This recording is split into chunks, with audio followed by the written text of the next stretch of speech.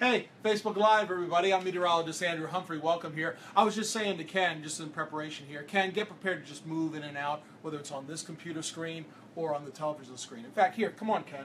I got Ken Haddad here with me. He's helping me out here with Facebook Live.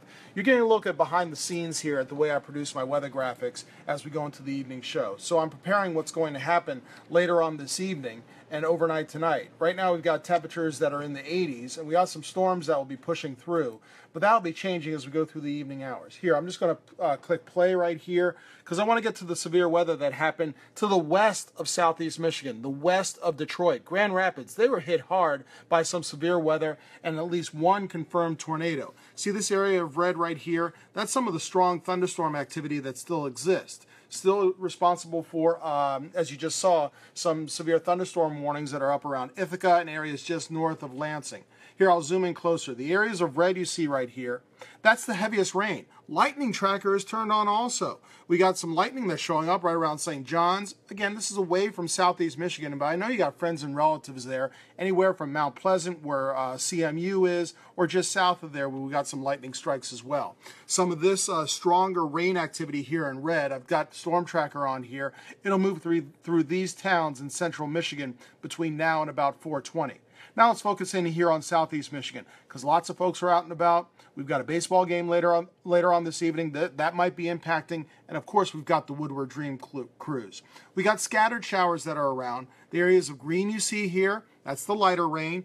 Areas of yellow, well, that's the heavier rain. Not much in the way of lightning just yet, but here I'll zoom in closer to Oakland County. You can see Waterford getting a moderate shower right now. Same thing with areas just north of White Lake, right around Ortonville here, on into portions of Livingston County. This is a look at Washtenaw County right here. Ken, have we got any comments or questions just yet? A lot of folks asking about other specific areas, downriver, Belleville, and a lot of folks asking about the Woodward Dream Cruise. Okay, great. Here, let me go downriver then. You can see right here in Rockwood and South Rockwood, you got a heavier shower here. This area of red, that's a downpour that we're seeing just on the southern branch of 275. See where 75 and 275 meet? Well, just north of there on 275, right around Carlton, that's where we have a heavier shower.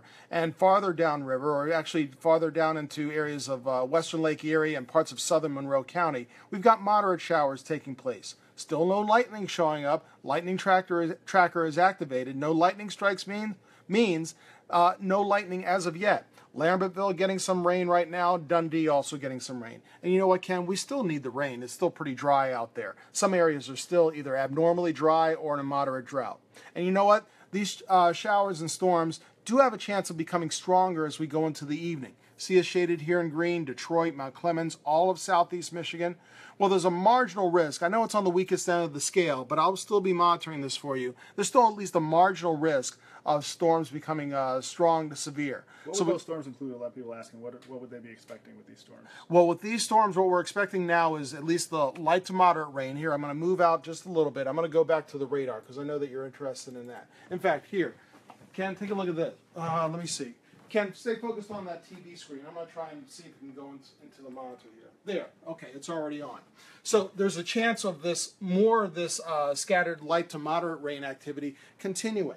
Not coalescing too much, not really coming together just yet, but there is that possibility with more moisture down to the south. Stay on this, Ken. I'm going to zoom out a little bit. There's a chance of more moisture that's down to our south still moving in. See this down here in Indiana? Areas like Fort Wayne and right around, well, actually just east of South Bend right now. This line of showers and storms is moving to the east, but you got more shower and thunderstorm development here in northwest Ohio. That has a chance of continuing and maybe intensifying just a bit right here in this area as we go over the next couple of hours, and then steadily moving essentially to the north and east, and moving closer to southeast Michigan for the most part. So we'll be watching that as we go over the next couple of hours at least, between now and when we go on at 6 p.m. Any other questions on there? A lot of folks asking about the tornadoes in Grand Rapids. Are these the same types of storms that are coming this way? Oh, yeah. Or near? Those are great questions, everybody. Ken, thank you very much. Here, take a look at this. Go to my Twitter feed. You can follow me right here at Andrew Local 4. You can also follow the local forecasters at Local Forecasters. That's with the number 4.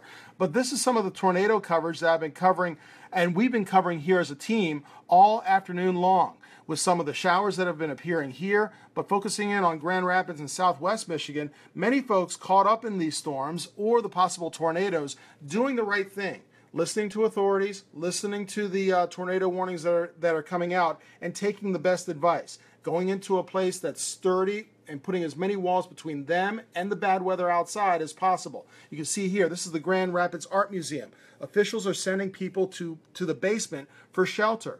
Many places, including the Grand Rapids Art Museum, this also includes the Detroit Zoo, Partridge Creek, I know, because I've done stories on it. A lot of these places are outfitted specifically for severe weather situations just like this. They already have shelters that are put in place. We have other folks who are actually at home sending out their photos. Look at this mother right here. I'm going to click on it, see if it gets bigger. There it is. Doing the right thing here. There are her basement steps right there. Look at her two little ones. They don't seem scared at all, do they, Ken? No, they look like they're having fun. Yeah, and Mom's doing the right thing, putting a brave smile on too, as they say, cozy and trying to stay away from the tornadoes. So that's what many folks were doing over in Southwest Michigan and around Grand Rapids. Many folks safely, after the storms have passed, have also been recording damage. Take a look at that tree. Look at those roots coming up there, Ken. Wow. That's amazing. So this is a full-grown tree knocked over on its side in, let's see, southeast Grand Rapids. And this is reported by some of our television brethren over at Wood TV. This is a look at Wyoming, Michigan, and Clyde Park. You got trees that are falling on top of cars right here. Let's see here. And many folks have also been displaying some of the damage on YouTube. Let's see if this video plays right here. Some of our citizens over in Southwest Michigan. Yep, this is some of the tornado damage that's over in Grand Rapids. That's absolutely amazing, isn't it? Wow. And we're going to have more reports of injuries and or casualties. We hope and pray no one was severely affected. We're hoping and praying there are no fatalities with any of these storms. Like I said, many folks are actually taking shelter and doing the right thing. And hopefully that means 0 fatalities and few to no injuries. We're hoping and praying for that, and of course we'll have more coming up on Local 4 News at 6. And we also have more damage here. You got the police that are out warning people not to pass through areas where trees have actually fallen down. This is Sunfish Lake Avenue and Belding Road over in western Michigan. Scrolling up a little bit more. This is a picture of folks who are taking shelter. Let's see. This might be, oh, this is Sears. That's where it is. What I was thinking of, Ken, I know I have some pictures here of folks who are at the Grand Rapids Airport. Let's see. Yep, there it is. We've been sent to the basement over at Grand Rapids Airport. This is Mark W. Smith. He used to write for the Detroit News, Detroit Free Press, from what I remember. Anyway, for whatever reason, he's in Grand Rapids and he's over in the airport right now. You got military veterans or you got current soldiers that are there. You got families that are there too. And of course, places like airports also specially outfitted for severe weather just like this. You got any other questions that are coming up? A lot of folks asking when we'll be in the clear tonight. Really not until midnight, it looks like, everybody. It's really not closer until about midnight and after where we start to see these showers start to move on out to the east. So anywhere between now, and I know it's for the start of the baseball game as well. Now, showers are scattered enough. Let's go back over here. See how scattered these showers are, basically looking like little pot marks over portions of Ohio, portions of Indiana. They may still stay scattered once they're over us and once they're over Comerica Park. If that's the case, chances are it may not be raining when the game is set to start just after 7 o'clock, 7:10.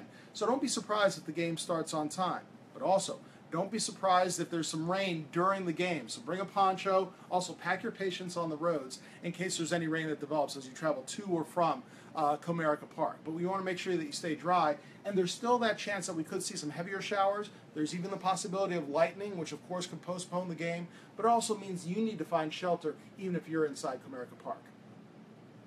All right, that's the look at Facebook Live for right now. Everyone, thanks a lot for joining us. We're going to do another session here at the top of the hour at 5 o'clock, and then we'll be on live on Local 4 News, on Local 4 itself, starting at 6 p.m. right after some Olympics coverage. For right now, I'm meteorologist Andrew Humphrey, along with Ken Haddad. Ken, thank you very much. Thanks, everyone. Everyone, have a great Thanks, afternoon. Andrew. We'll see you later this evening.